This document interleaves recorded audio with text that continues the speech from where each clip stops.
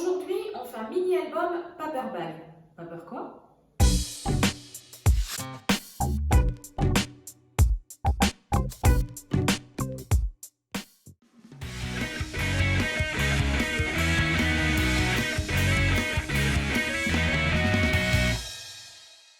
Bonjour et bienvenue sur Trop bien, faut que j'essaye. Alors tout d'abord, je voudrais vous dire un grand merci pour tous les gentils commentaires que vous m'avez laissés suite à ma dernière vidéo où je me présentais un petit peu plus. Et je vais vous avouer un truc, moi aussi je l'aime bien cette vidéo. Et je l'aime bien parce que je me suis trouvée plus naturelle que quand je vous parle comme ça en direct. Là j'ai l'impression de faire un petit peu plus speakerine, alors je vais essayer d'être un petit peu plus naturelle. Vous me direz à la fin de cette vidéo ce que vous en avez pensé. Donc aujourd'hui, je vous emmène avec moi dans l'atelier, on va réaliser un mini-album scrapbooking avec des sacs en papier, d'où ce fameux nom de Paperbag. Et surtout, je vous réserve une belle surprise parce que si vous n'avez pas de tampons et que vous manquez d'éléments de décoration, je vous ai réservé donc une belle surprise. On y va ? Pour ce tuto en images, vous savez qu'au début, j'aime bien vous montrer un petit peu le matériel que je vais utiliser et surtout vous montrer qu'en fait, je n'utilise pas beaucoup de choses. En fait, voilà, j'ai utilisé du papier basil avec les petits pois, une moitié de rose, une moitié de verte et un autre papier uni gris. J'ai utilisé du papier blanc, alors c'est du papier 250 grammes, c'est du papier que je trouve en papeterie, hein, c'est pas du papier spécial scrapbooking. Comme le thème de cet album, c'est Paperbag, et bien en fait, ce sont donc des petits sacs comme ça. Alors nous, ici au Mexique, on les trouve dans tous les magasins de fourniture de pâtisserie ou autres. Il en existe spécifiques pour le scrapbooking, mais sinon, vous en trouvez certainement aussi dans des magasins de fourniture, de bureaux ou autres. Et sinon, vous pouvez aussi récupérer celles qu'il y a chez le primeur. Ensuite, je n'ai utilisé que 3 perforatrices. Alors, une avec des papillons, un rond et un cœur, libre à vous après d'adapter évidemment avec les perforatrices que vous avez et que vous aimez. Et puis surtout, si vous n'avez pas de tampon, j'ai une solution pour vous. Je vous ai préparé 2 planches qui seront disponibles sur ma page Facebook avec du texte, avec des petites fleurs, mais on va évidemment pas les laisser comme ça en noir et blanc. Vous allez voir ça tout de suite en image. Sur ma feuille où il y a l'étiquette Love, je l'ai donc découpée et avec des feutres, alors moi j'utilise des pro marqueurs, mais des feutres d'écolier ou autre ça ira très bien. J'ai mis donc du rose sur mes fleurs, mais vous voyez que je laisse délibérément un petit peu de blanc. Ça fait un petit peu, alors je connais pas le nom de cette technique, mais je trouve que ça fait un petit peu comme s'il y avait du relief ou autre. On va en mettre une tout à l'heure ensemble en couleur. Donc j'ai ici découpé et je veux en dessous de cette étiquette, mettre une bande de papier. Mais alors, regardez, si je prends ma bande de papier et que je pose par-dessus mon étiquette, et bien on voit que toute la partie qui est en dessous, elle est un petit peu perdue. Donc vous l'avez compris, au préalable, j'ai découpé des petites formes qui vont venir en fait après me servir à décorer mon album. Et c'est exactement ce que je vais faire avec toutes les chutes, enfin tous les morceaux de papier où en fait il va y avoir après un autre papier de superposer. Alors faites bien attention de peut-être au préalable marquer un petit peu jusqu'où vous pouvez aller. Mais voilà, un petit peu l'idée, c'est de ne rien gâcher et de découper un maximum de choses dans un minimum de papier. Mes pochettes à moi sont très grandes, elles font pas loin de 36 cm, donc je trouvais que c'était vraiment trop. Donc je les ai redécoupées, on va voir au fur et à mesure, je les ai pas toutes découpées de la même taille. Donc il me reste, au final il me reste ça, et je me dis que je vais pas les jeter parce que j'aime bien ce côté un petit peu cranté, et que ça peut peut-être me servir pour un autre projet, peut-être pour faire une pochette ou quelque chose comme ça, je sais pas. Enfin en tout cas je vais le garder, ok ? On attaque donc la décoration de cette pochette. En fait, cette première pochette sera la couverture de mon album. Donc, je positionne ici mon papier rose. J'ai oublié tout à l'heure de vous dire que j'avais également récupéré une feuille de papier, une feuille de livre, pardon. Alors, au risque de me répéter, ce sont des livres qui, sinon, sont destinés à être jetés. J'en utilise beaucoup dans mes créations. Évidemment, si vous n'aimez pas, vous ne les mettez pas.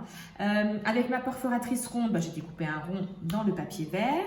Et en fait, je vais donc maintenant venir positionner. Donc, vous voyez, comme le papier était donc d'un côté avec les pois, d'un côté uni, pour faire un petit peu plus de contraste, je décide de le positionner comme ça. J'aurais pu continuer ici à découper des ronds, des papillons ou autres. Vous voyez que je ne l'ai encore pas optimisé au maximum. Je vais venir positionner ensuite ça par ici. J'ai trouvé qu'une petite plume donnait un petit côté aérien assez sympa. Évidemment, vous n'êtes pas obligé. J'ai, dans une petite ficelle, fait 2 petits nœuds et en fait, je vais venir les coller ici, comme si finalement ma banderole Love était accrochée. Et pour justement rajouter ce petit côté accroché, je vais venir rajouter une petite pince à linge ici, j'avais découpé des papillons que je vais venir positionner de manière un petit peu aléatoire comme ça, comme s'ils étaient en train de s'envoler en fait. Voilà. Et pour finir, j'ai 3 petites perles ici nacrées autocollantes que je vais venir poser ici. Alors, pour coller, parce que vous me posez souvent la question en message privé, j'utilise du scotch double face. Attention qu'il soit bien sans acide pour que ça n'abîme pas vos photos. Quand ce sont des plus petites formes, comme par exemple les papillons ici, je vais utiliser de la colle comme ça ou éventuellement de la colle en bâton.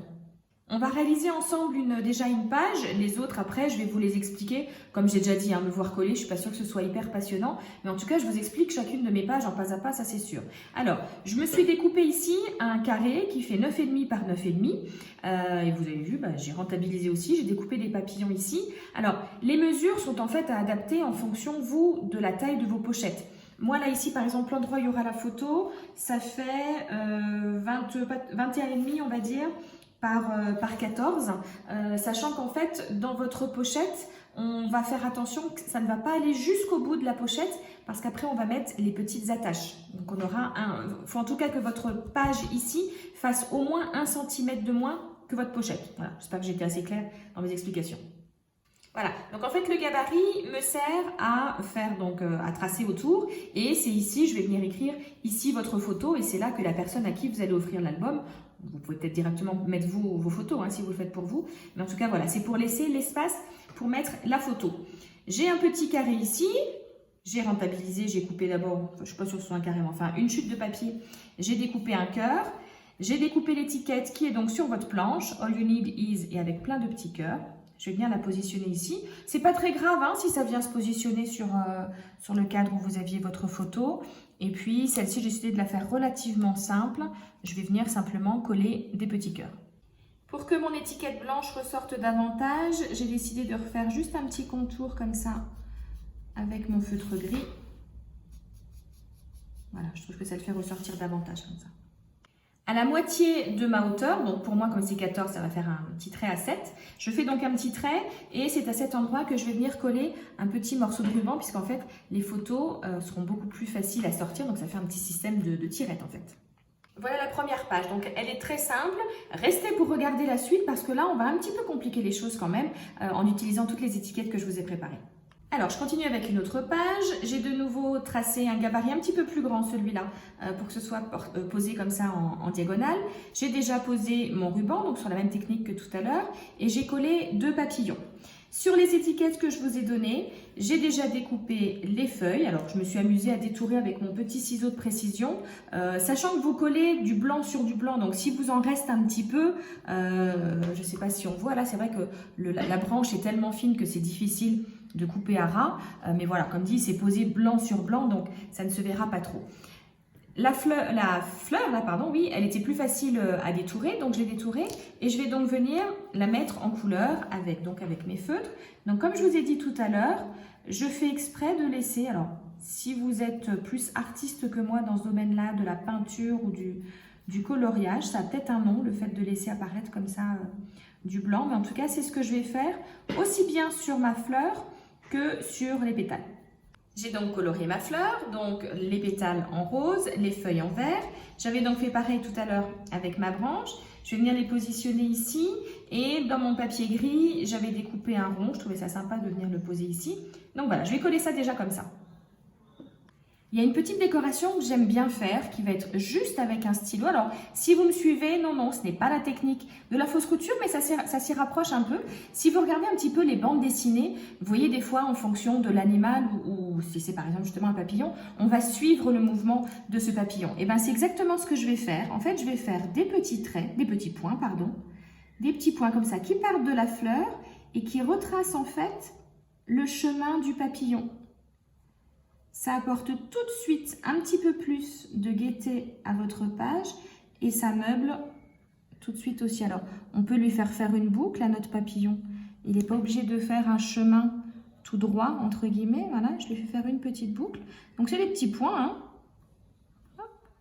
et qui va aller jusqu'au dernier papillon. J'adore le rendu. Pour la pochette, donc la pochette qui va venir accueillir la page que nous venons de réaliser, j'ai découpé aussi un rectangle rose, donc là où par-dessus j'ai collé quelque chose, j'ai découpé au préalable des cœurs, des papillons, etc. J'ai colorié les cœurs et la petite banderole du Mo Together que vous avez donc sur la page d'étiquette. À nouveau un petit papier, un petit morceau de livre. Une branche que j'ai détourée, alors là un petit peu plus précisément parce que comme je ne l'ai pas collé sur du blanc, il ne fallait pas trop que ça se voie. Et sinon au pire, s'il reste un petit peu de blanc, vous remettez un petit peu de couleur, ça se verra moins. J'ai collé 2 petits cœurs, 3 pardon, et donc en fait ma pochette va venir donc se positionner à l'intérieur comme ça. Voilà, et donc le petit ruban ici va nous servir à la sortir plus facilement. Alors moi je n'ai mis qu'une page par pochette, mais comme bien souvent ce sont des pochettes à souffler, vous pouvez en mettre beaucoup plus, hein, évidemment, si vous voulez. Voilà. Attention après à l'épaisseur quand même de votre album, mais vous pouvez en mettre plus, bien sûr. La troisième pochette, j'ai décidé de la couper beaucoup plus courte, mais parce que je vais la mettre dans l'autre sens en fait. Je ne vais pas avoir l'ouverture sur le côté, je vais l'avoir, tatam, sur le haut. Voilà.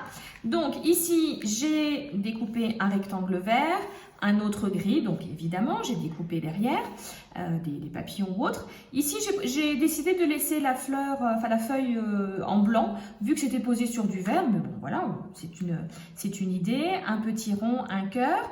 J'ai de nouveau cherché le milieu de ma page pour pouvoir positionner mon petit ruban. Et toujours assorti, ma pochette, donc avec un rectangle gris, le mot love que vous retrouverez sur l'étiquette, les fleurs qui sont coloriées et de nouveau ma technique des petits points vers les papillons. La dernière pochette que nous allons réaliser, alors elle est encore plus courte que la première et la deuxième que nous avons réalisée. Si je vous montre un petit peu comme ça, voilà, ça donne ça au niveau des tailles. Donc il y en a 2 comme ça, une comme ça, une comme ça. Libre à vous évidemment d'en mettre plus, moins, de changer, etc. Et alors ce que je vous disais tout à l'heure, donc c'est que ma feuille qui est à l'intérieur est plus courte, c'est-à-dire qu'elle va, je ne sais pas si on arrive à voir ici par transparence, mais j'ai un bon centimètre, 1,5 cm ici. Voilà, peut-être que si je plie, pas trop, mais histoire que l'on voit. Parce qu'en fait, ici et ici, je vais venir fixer mes attaches parisiennes. Donc il faut que la feuille que vous mettez à l'intérieur de votre pochette, que le ruban soit juste à l'ouverture de votre pochette et que ça s'arrête à l'endroit où il y aura vos attaches parisiennes. Toujours le même principe pour la décoration. Mon papier gris, j'ai découpé à l'arrière différentes formes, une feuille de livre, un rond, des petits papillons. J'ai mis en couleur ici fleurs et feuilles. Vous pouvez évidemment, si vous voulez aussi, mettre en couleur le fanion qui est là, enfin la banderole évidemment. Et donc ma feuille qui est à l'intérieur, qui va donc accueillir une photo, et bien toujours sur le même principe, on pourrait là même éventuellement rajouter aussi des petits points si l'idée vous plaît. Je vous montre maintenant comment moi j'ai choisi de positionner donc mes différentes pochettes. Donc la première ici avec Love. Ensuite j'ai choisi de mettre celle qui était un petit peu plus petite. Alors juste pour vous donner une idée des proportions, donc mes pochettes faisaient 30-36 je crois au départ. Au final celle-là fait 25 de long. Et celle-ci fait 21, voilà, donc à peu près 4 cm de moins. Vous adaptez vous en fonction de la taille de vos pochettes. Donc j'ai choisi la grande, la petite, celle qui sera donc en hauteur, voilà, et la dernière, la grande. Je vais ensuite faire donc un petit point à 4 cm du haut et du bas, donc ça fait ici à 4 et ici à 11, puisque ma hauteur faisait 15, et c'est là que je vais en fait donc venir positionner mes attaches parisiennes. Voilà, donc notre album est donc relié avec les attaches parisiennes. Alors faites attention en fonction du nombre de pochettes que vous voulez mettre, de la longueur de la tige de votre attache parisienne en fait. Là, moi 4, ça allait parfaitement pour les attaches que j'avais. Les attaches parisiennes de bureau et pas spécifiques au scrapbooking, il me semble que vous avez des tiges beaucoup plus longues. Mais toujours est-il que donc ça vous fait vraiment comme une reliure. Et en fait, c'est pour ça voilà, que je vous disais de faire attention de la longueur de vos pages parce que voilà, une fois que je vais ouvrir mon album par rapport aux attaches, ça va aller jusqu'ici. Voilà, hop, la petite et la dernière.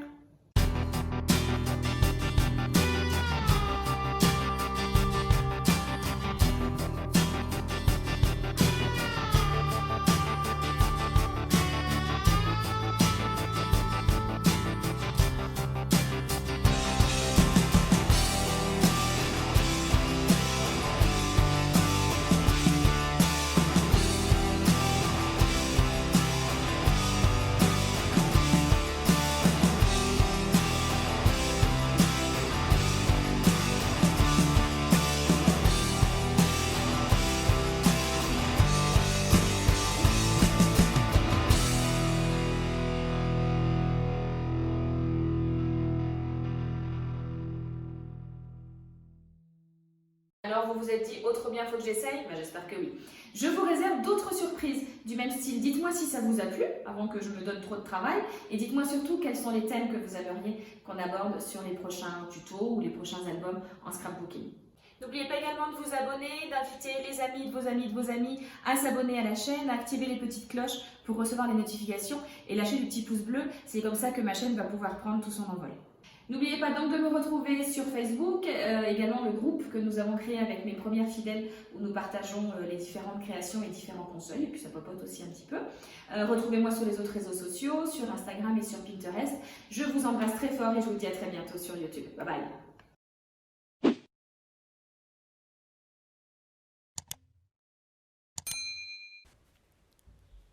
Et j'espère qu'en regardant cette vidéo, vous vous êtes dit « Oh trop bien, faut que j'essaye ».